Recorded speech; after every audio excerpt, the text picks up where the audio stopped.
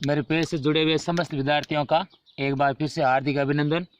अभी जो हम चैप्टर पढ़ रहे हैं समास, उसमें से हमने अविभाव समास और द्वंद्व समास दो पढ़े थे। आज आगे नंबर 3 द्विगु समास है। जैसे संधि में संधि और विच्छेद सवाल आता है, उसी प्रकार से समास में भी दो तरह से सवाल आता है। एक आता है समस्त पद। समस्त पद किसे कहते हैं? यानी कि जो बंधा हुआ शब्द आता है उसे हम समस्त पद बोलते हैं। तो बंधा हुआ एक शब्द जिसमें पद दो होते हैं लेकिन शब्द एक दिखाई देता है। और एक आता है समास विग्रह, यानी दो शब्द अलग अलग और अलग अलग होते हैं, तब उसमें विभक्ति लग जाती है समास के नियम अनुसार। तो सबसे पहला काम अपना ये बनता है कि जो भी उदाहरण आ रहा है, चाहे समस्त पद का आ रहा है या समास विग्रह का आ रहा है, उसमें पहचान करना कि समास कौन सा हो रहा है। तो जैसे मान लो यदि समस्त पद आ रहा है, जैसे आपको पता है कि समास में दो पद होते हैं, पूर्व पद जिसे हम पहला पद बोलते हैं और उत्तर पद जिसे हम अंतिम पद बोलते हैं, अंतिम पद।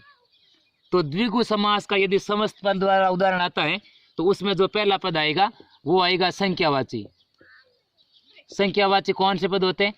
आप सभी कक्षा 6 से पढ़ते आ रहे हो, जो गणित की जो गिनती होती है 1 से लेकर के 100 तक, उसे हम संख्यावाची कहते हैं। और यहाँ पर नॉर्मली जो पद आते हैं संख्यावाची के, वो मान लो आप एक से मान लो, एक, द्वि या द्वय ऐसे बोलते हैं हम, त्रि या फिर त्रय भी आ जाता है, और चतुर,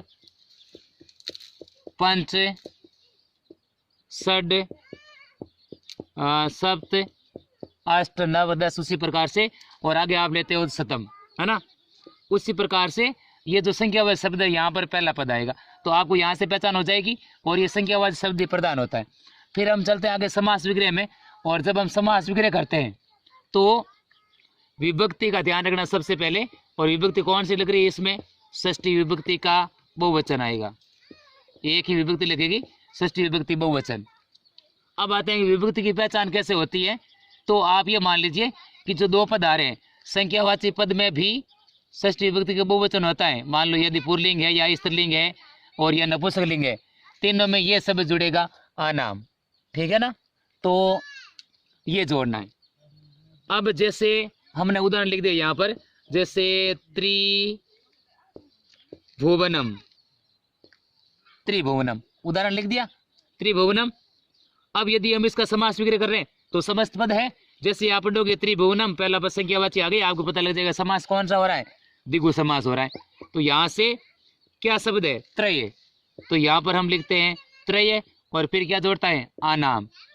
और आप सभी को पता है कहीं अणे आता है या ने आता है, तो शब्द क्या हो गया? त्रयाणाम। और अगला शब्द क्या है? भुवन। तो यहाँ पर लिख दिया भुवन। फिर आनाम जोड़ते हैं तो क्या आ गया? भुवनानाम। और अंत में हमें एक शब्द लगाना है जिसके द्वारा समास विग्रह में आपको पहचान होगी, समाहार शब्द, समाहार। तो पहचान करना बिल्कुल ही आसान है। यदि समस्त पद आ रहा है तो पहला पद संख्यावाची आएगा, आप वहां से पहचान कर लोगे। और जब विग्रह आ रहा है तो विग्रह में अंत में जो समाहार शब्द आएगा उससे आपको पहचान हो जाएगी, है ना, कि द्विगु समास है, ठीक है ना। जैसे अभी मान लो अगला उदाहरण हम लिख लेते हैं। लिख दिया चतुर्भुज, पुल्लिंग में आ रहा है तो चतुर्भुज आएगा। यदि स्त्रीलिंग में आता है ये शब्द, एक शब्द भी, तो चतुर्भुज आ जाएगा। और नपुंसकलिंग यदि आएगा तो चतुर्भुजम आ जाएगा। तो हाँ, समास विग्रह कर रहे हैं तो पहला शब्द क्या है? चतुर है। दूसरा क्या है? भुज है।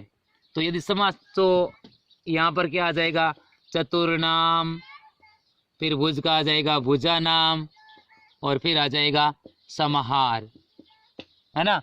उसी प्रकार से जैसे मान लो आ गया त्रिभुज आ गया तो त्रयाणाम भुजानाम समार आ जाएगा।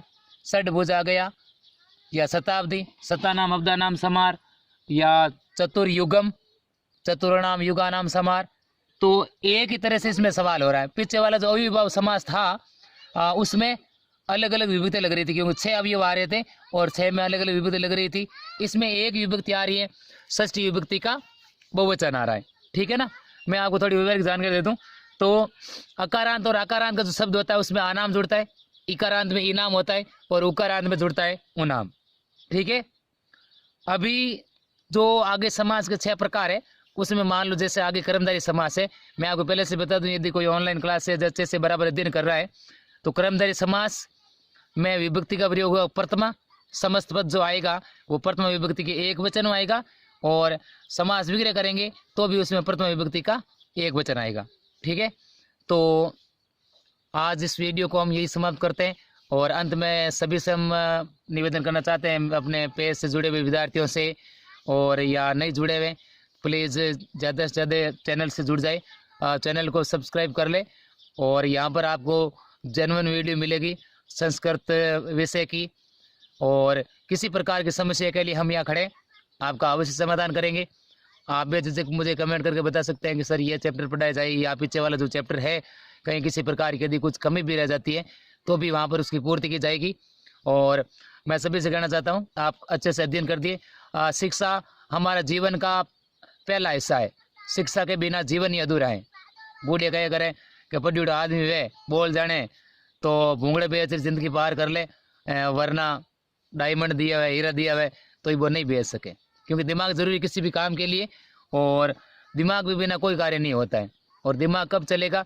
जब आप व्यवस्थित रूप से अध्ययन करोगे और शिक्षा ग्रहण करोगे, वो भी स्कूल की, तो आपको पता चलेगा कि हमारी सभ्यता क्या है, हमारे संस्कार क्या है, और हमें किस तरह से अपने इस जीवन काल को आगे बढ़ाना है। और जीवन काल का जो प्रथम हिस्सा आ रहा है वो हमारा शिक्षा ही है। शिक्षा से ही पहला मार्ग जो चलता है, जहाँ अपने से यहाँ से गुजरता है, वो पहला मार्ग शिक्षा का ही है, और शिक्षा का मेरे जीवन काल अधूरा है। और आप अपना लक्ष्य कर लीजिए कि जहाँ भी हम जैसा भी अध्ययन कर रहे हैं, किसी भी प्रकार से बढ़ना दूर की बात है, नौकरी किसी के भाग्य में होती है, किसी के नहीं होती है, लेकिन हम जीवन में आगे बढ़ने के लिए, सफल होने के लिए, अपने जीवन की नौकरी के लिए हम ये अध्ययन करते हैं। तो उसी अध्ययन को, और अभी जो समय चल रहा है ये सबसे कीमती समय है, बचपन का जो समय सबसे कीमती समय, इसी समय में हमने यदि लापरवाह कर ली किसी भी प्रकार की, और मान लीजिए कि एक दिन या एक सेकंड या एक घंटा कुछ भी निकल रहा है, तो वो आपका समय बर्बाद हो गया, वो वापस लौट के नहीं आ सकता है।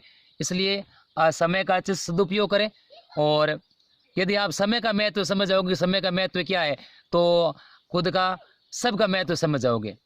और सारा ज्ञान किताबों से भी नहीं मिलता है, व्यवहारिक ज्ञान भी आदमी लगातार ठोकर खाए तो मजबूत बनता है।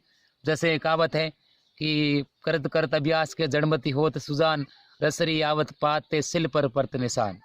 यानी आप लगातार हम अभ्यास करते हैं तो किसी भी कार्य को हम सिद्ध कर सकते हैं।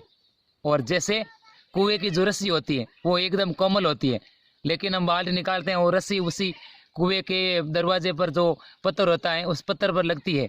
रस्सी तो घिसती है, लेकिन वो पत्थर भी घिस जाता है। अब मान ले कितना कठोर है पत्थर और रस्सी कितनी कोमल है, फिर भी क्योंकि वो लगातार अभ्यास कर रही है वहाँ पर, इसलिए कोमल रस्सी ने कठोर पत्थर को घिस दिया। तो यही मोरल ऑफ द स्टोरी है कि आप कोई दूसरा आपके काम नहीं, सबसे पहला काम आप शिक्षा का है। उसी शिक्षा को आप अच्छे से ग्रहण कीजिए, अच्छे से पढ़िए, और चैनल से ज़्यादा जुड़ जाए ताकि आने वाले सभी वीडियो में आपको फ़ायदा मिल सके। अंत में सभी को जय श्री राम, जय श्री कृष्णा, वंदे मातरम।